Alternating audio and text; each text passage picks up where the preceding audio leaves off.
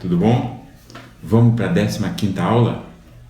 Professor Flávio Barcelos aqui, e hoje a gente vai falar sobre movimentação e posicionamento, posição do Sol em relação aos módulos, em relação à superfície da Terra e como que isso afeta a produção de energia elétrica a partir da captação nos módulos fotovoltaicos. Legal? Então vamos conhecer um pouquinho mais sobre isso daí. É um assunto bastante importante, são conceitos que você vai usar bastante na hora de projetar o seu sistema. Vamos lá então. Então, essa é a nossa 15ª aula, posição e movimento do Sol, dentro do nosso módulo 1. Considerações importantes a respeito. Então, o que a gente vai ver, nessa aula em relação à posição e movimento do Sol? A gente vai ver exatamente a posição do Sol no céu durante o dia, ao longo do ano, como que isso varia também, em relação à espessura da camada atmosférica, ou seja, um conceito chamado coeficiente de massa de ar, que diz respeito a quanto de atmosfera o raio de luz tem que atravessar até tocar a superfície do módulo. Ângulo de inclinação do módulo, em relação à incidência, em relação aos raios de luz solar. A questão do sombreamento, vamos conceituar isso aí, vamos começar a falar.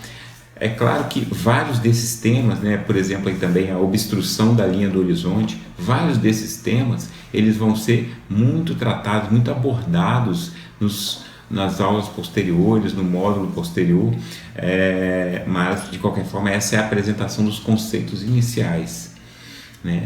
Perdas de radiação solar na atmosfera. Então a gente vai quantificar isso daí, vai ver um pouquinho de valores e um pouquinho de aonde é que está indo cada uma das perdas, qual o efeito que causa cada uma delas. Beleza, então vamos lá. A variação da luz solar e a variação da potência de luz solar ao longo do dia, ela fica clara porque você pode ver nessa figura aí da imagem do globo terrestre.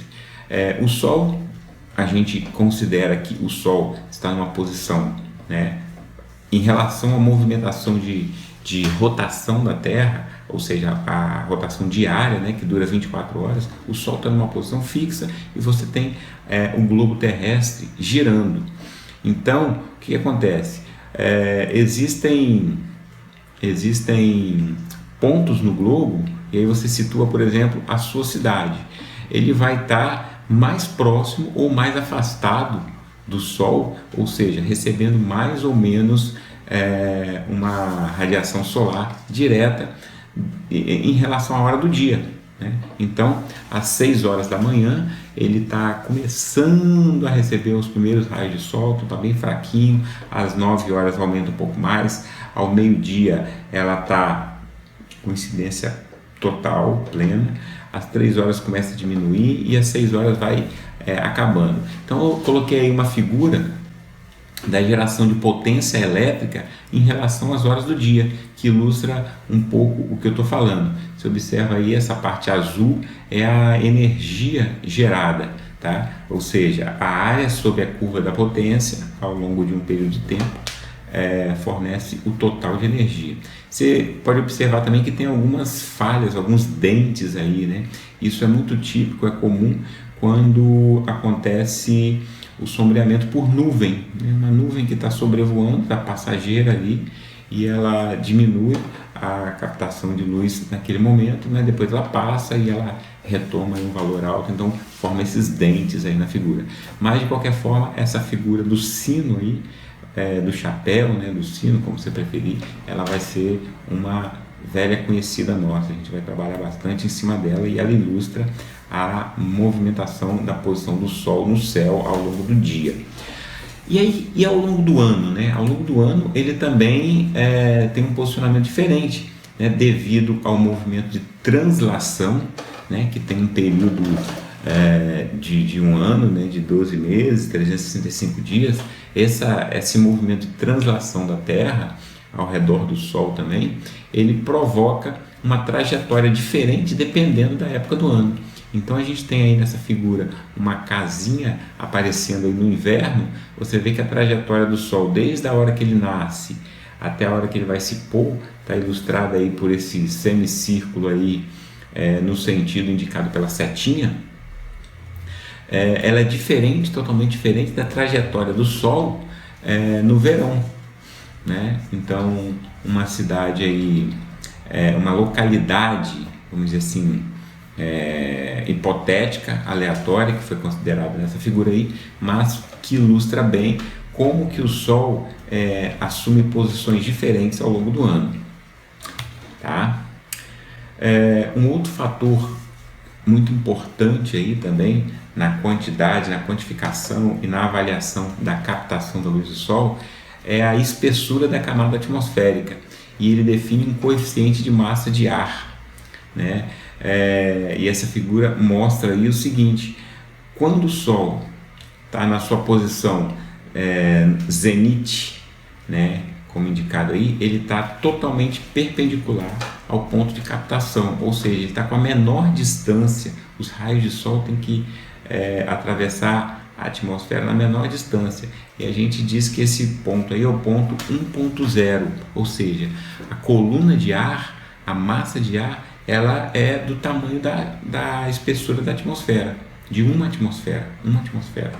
Quando você tem uma inclinação aí, como mostrado aqui na figura já,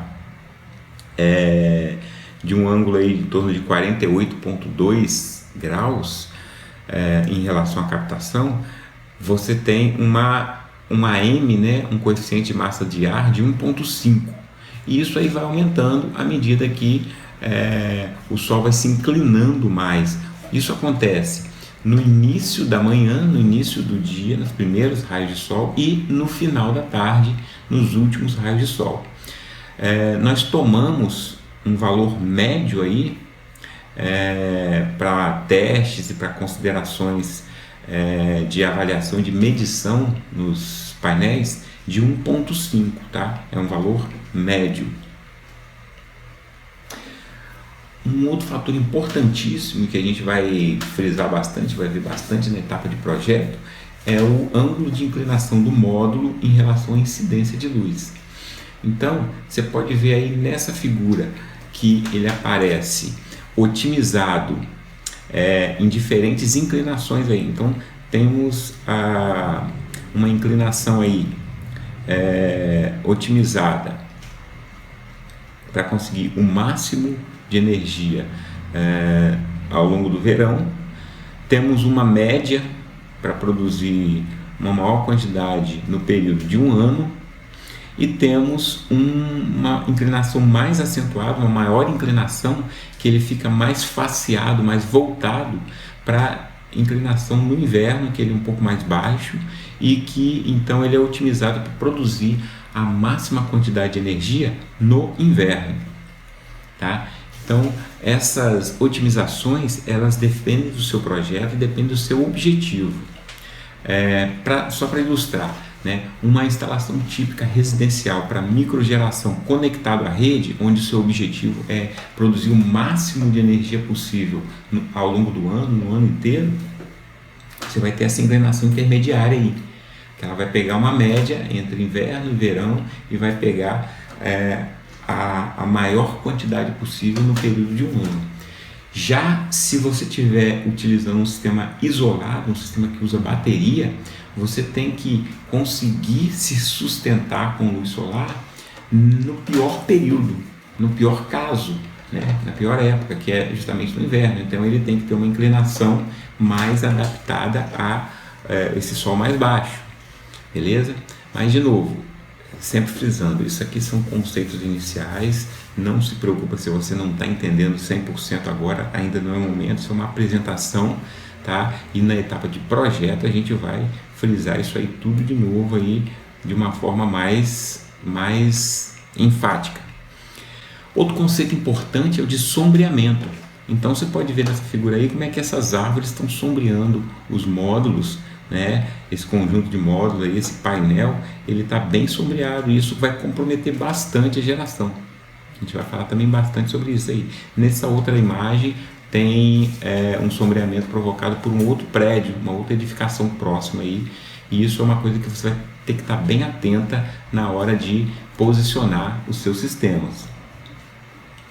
Um outro fator importante é com relação à obstrução da linha do horizonte. Tá? A obstrução da linha do horizonte são essas árvores bem longe aí e esses prédios bem longe aí dessa instalação. E aí você pode ver aí também numa outra imagem aonde a linha do horizonte aparece aí já mapeada com relação à posição geográfica da instalação, de forma que você pode considerar não um sombreamento direto em cima dos módulos, mas sim uma diminuição da área de produção de energia, porque os raios vão demorar um pouco mais a chegar no seu painel, no seu módulo, porque ele tem que sobrepor o sol tem que estar mais alto do que aquela linha do horizonte ali, com aqueles obstáculos. Então ele não produz o sombreamento direto no módulo, é diferente da sombra, tá? Mas ele reduz a área de produção de energia, justamente porque o sol tem que estar mais alto para começar a produzir. Beleza. E a gente tem também a questão das perdas de radiação solar na atmosfera. Então essa figura mostra aí o seguinte: de 100% que chega, né, existe esses valores aí em percentual, existem perdas de 19% devido à absorção das moléculas de oxigênio e ozônio na atmosfera. Então são perdas para atravessar a atmosfera, mais 6% são perdidos por difusão, né? Essa difusão é o que torna a coloração do céu azul. Então, ao atravessar a atmosfera, ele dá essa coloração azul, mas ele perde um pouco da potência luminosa. 24% é perdido por reflexão em nuvens, reflexão em superfícies. Isso são valores médios, tá, pessoal? Valores médios, porque, por exemplo, questão da reflexão. Se você tem uma região de neve, né, nos polos, a reflexão é muito mais intensa. Tem uma região que tem muito mais o céu muito mais nublado, isso aí varia também. Então são valores médios, valores de referência, só para você ter uma ideia. Ou seja, desses 100% de potência luminosa, só 51% é absorvido pela superfície terrestre, né? Ou seja, chega disponível nos nossos módulos para captação. E aí eu vou propor agora para você o nosso EPC, né? O que é o EPC, né? O pessoal costuma falar que é exercício para casa, mas eu prefiro chamar de exercício prazeroso de casa, né? É uma tarefa para você fazer e para você aprender e aprofundar um pouco mais nessa questão, nesse tema. Então você vai acessar esse site que está aparecendo aí, ó, astro.unl.edu. Esse site é o site do Departamento de Astronomia da Universidade de Nebraska. Então você vai procurar a parte de Nebraska Astronomy Apple Project e você vai entrar em Simulations List Page e aí você vai navegar pelas diferentes simulações e animações. Eu vou fazer aqui, né? Eu vou mostrar aqui no meu computador isso para você saber já como é que é a carinha desse site. Então você clicando nesse link aí, tá? Que vai estar no material astro.unl.edu. Você vai chegar nessa página aqui e você entra então The Nebraska Astronomy Applet Project. Aí você vai chegar nessa página do projeto de simulação, né, do laboratório deles, e você vai vir aqui, ó, já vou passar aqui o atalho, né? É só você visitar a página de simulação e eles têm um monte de animação, simulação e animação, né? Então eu gosto bastante de passar para os meus alunos essas animações, porque eles mostram justamente como é que o Sol se movimenta no céu e em relação a vários países. Então aqui você pode, por exemplo, ajustar a longitude, tá, da sua cidade, da sua região e a latitude. Então eu vou botar mais ou menos aqui a de Vitória. Vitória está mais ou menos aqui 23, se não me engano, por aqui assim, ó. E aí eu vou fazer aqui a simulação ao longo do ano, né? Você pode ver aqui que está passando, ó, a data aqui em cima, janeiro. Então ele está mostrando como que é a distribuição dos dias ao longo do ano. Eu vou pegar, por exemplo, uma data agora de março, né? Então vamos ver aqui, vou dar uma parada aqui mais ou menos. 30 de março, tá legal. Olha só como é que é a distribuição da luz ao longo dos hemisférios, né? Ele é bem retinha. Eu posso fazer aqui uma simulação diária para ver como é que os dias nessa época do ano eles têm o mesmo tamanho, eles são iguaizinhos no hemisfério sul e no hemisfério norte. Então você tem dias aqui, ó, horas de luz do sol de 12 horas, ou seja, meio a meio.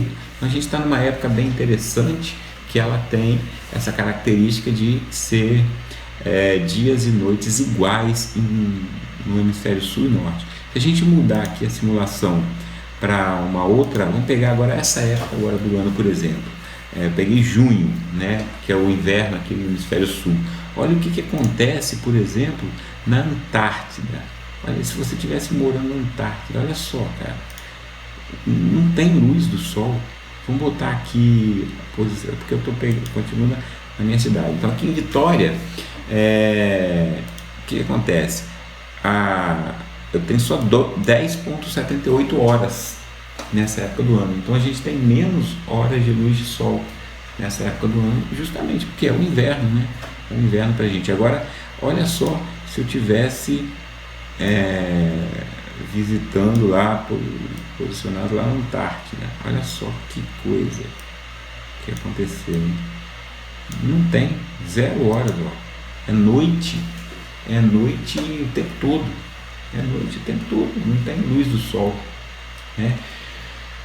Em compensação, no Polo Norte, olha lá, vamos supor que eu fui lá pro Polo Norte agora, né? Lá pro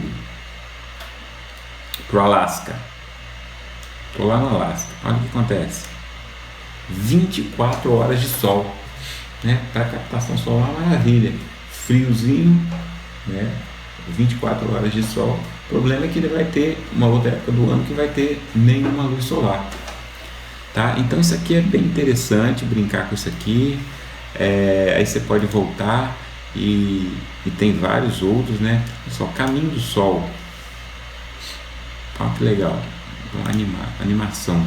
Então, o movimento do sol aí em relação à sua latitude, onde você está, para cada dia do ano.